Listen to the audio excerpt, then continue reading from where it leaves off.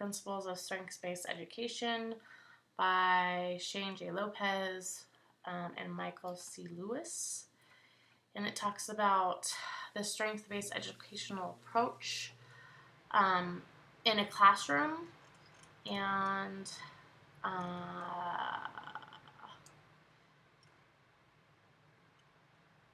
it begins with educators discovering what they do best in developing and applying their strengths as they help students identify and apply their strengths in the learning process so they can reach previously unattained levels of personal excellence. And that kind of goes back to what I was saying about learning what areas your strengths are. And that way you can go from there and highlight that in every student. A lot of kids these days are have no self-esteem. They don't really believe that they have anything to offer. I mean, I was subbing today and I was trying to tell a student that, I believed in them, and if they believed in themselves. I said, I don't care about anything. I said, do you care about your family? Yes. So I think that, every teacher, if we could use this and build up our kids so they understand that, we're all uniquely made, by God, and we all have strengths that are different than others. So my 5 strengths the first time around a year ago was input, positivity, belief, harmony, and a learner. Now, how I'm going to use that in the classroom and as a coach, I felt that input was something interesting to me because I didn't really understand it until I read the definition in the Clifton's book. It talks about that person collecting things, and the world is an exciting, and let me quote page 55 from Clifton's book. The world is exciting precisely because of its infinite variety and complexity. And I absolutely agree with this. I've always collected things my whole life, whether it be baseball cards, books, journals, photo stamps, and I've traveled a lot. My undergrad was Spanish, and I was able to go through all of Mexico. I lived in Costa Rica. I lived in Spain twice. I backpacked by myself through Europe. And I have a deep love for information, travel, and culture. I fell in love with language, history, people, food, music, and I believe that that's what helped me succeed in my previous job in the hospitality industry, as I love people. I believe that this quality of input will help me with students because I'll be able to share my experiences and show them what I've collected throughout the years. My pictures, I have trinkets, I have money. Before the euro was standardized, so I have money from each area, and just show them how big the world can be and why education is important, and why athleticism is important, because every culture has some sort of athletic program or sport that's different than what we are. We're very centered around Americanized football, where other cultures are around football, which is soccer. So I think that having that thirst for life and experiences and what the world has to offer is really going to reflect in who I am and how I respond to my students. And hopefully I can portray that and rub that off on my students. You can go study abroad for any program in college. You can even go in high school. My first abroad trip was when I was in 8th grade. I did a sister city down to Laredo, Mexico. So these opportunities for us to open our eyes and experience the world are out there. And I want my students and my athletes to be able to understand that. Positivity, that's me. I'm always the glass half full. Always. No matter what it comes to. I've had a rocky road the last couple of years in my marriage, which has ended in a separation and soon to be divorced, and it's been rough. But I hope that I am positive in where God wants me, and the direction that I'm going in my career and as a mom, and positivity also in a classroom. No child is going to react in a nice way if you're gloom and angry and you're never smiling. And on the field as well. There's a time to be strict with your athletes, but you also need to reinforce with positivity, or they're not going to want to play for you. Everyone needs that uplifting spirit. What did I write here? Let's see. Page 60 from Clifton. You are generous with praise, quick to smile, and always look out for the positive in the situation. Absolutely true. I think it's a great reminder of how we need to be as people and with our students. You know, we need to be quick to praise. We need to smile. You never know what people are going through. So I'll try to always be positive and lift them up.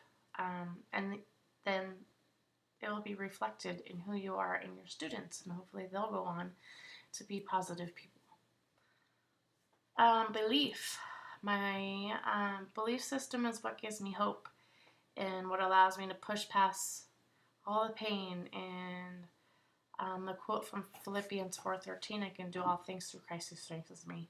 My belief system is the core of who I am, and I know that God has a plan for all of us.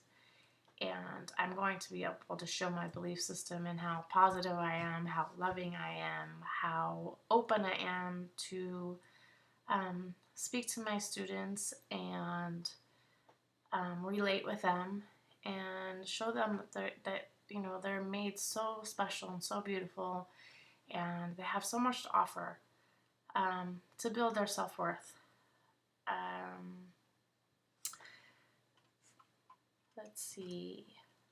As a coach, my belief system and unity and not leaving anyone out, and hard work and determination, and also love. Sometimes in sports we tend to want to win, and then we get down if we don't.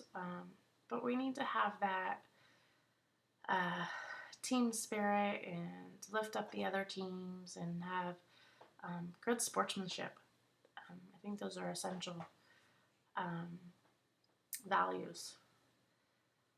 And living a life of motivation, drive, and determination, which is on page 34 of the StrengthsQuest book.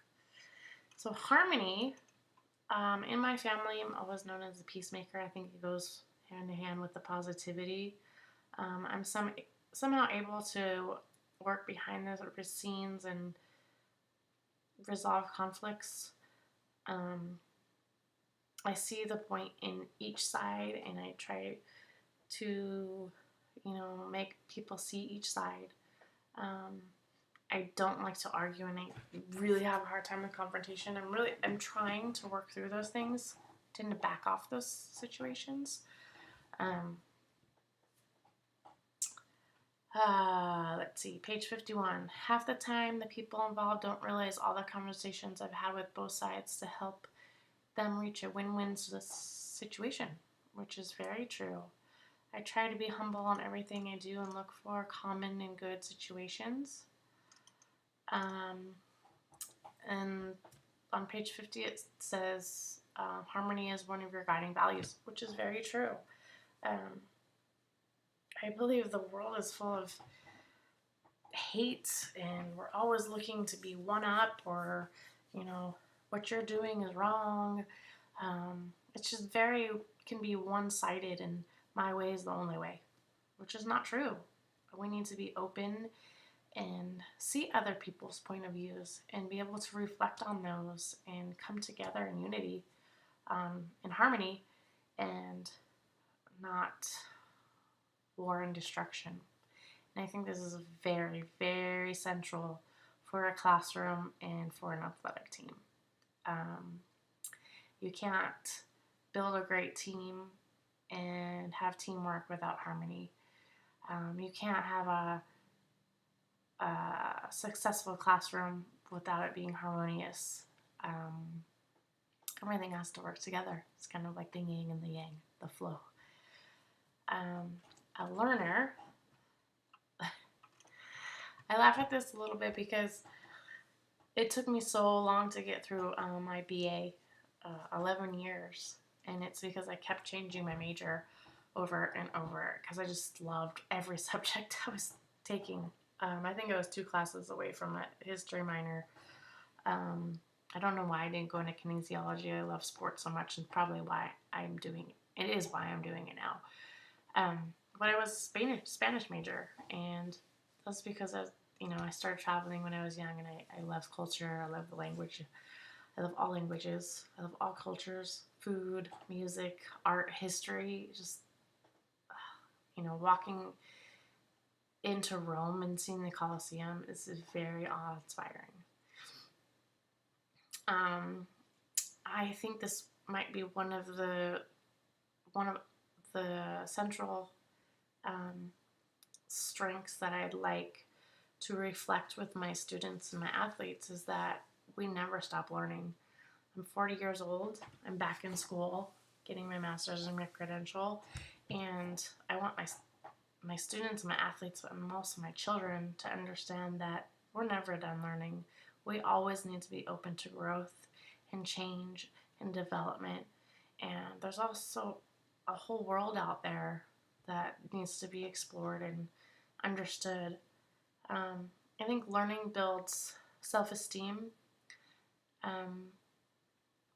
As the more you learn, the more you understand how life is, the more you're open to other people, and the more you understand who you are.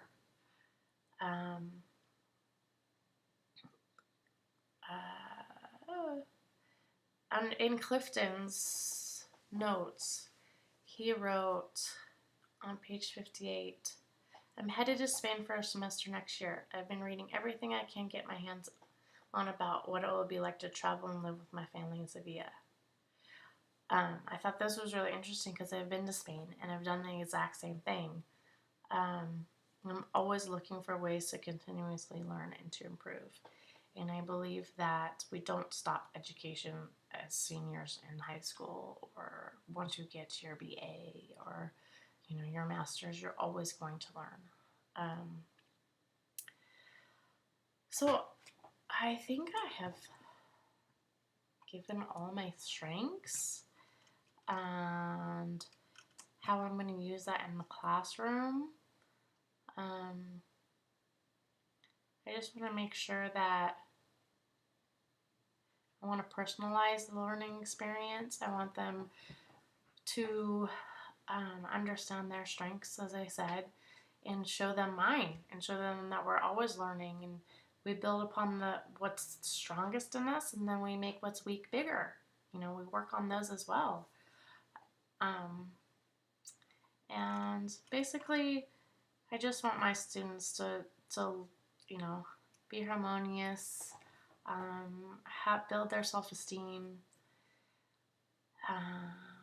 love to learn, and wanted to continue to learn throughout their whole lives. And I think that concludes. I did read the Athletes 34 Strengths, and I'm actually going to save this because I think they're fantastic. Achiever, activator, adaptability, analytical, arranger, belief, command are a few. And all of them are exactly what portrays an athlete. Some more than others, some less than others. So have a great night, and I'm looking forward to hearing all your strengths and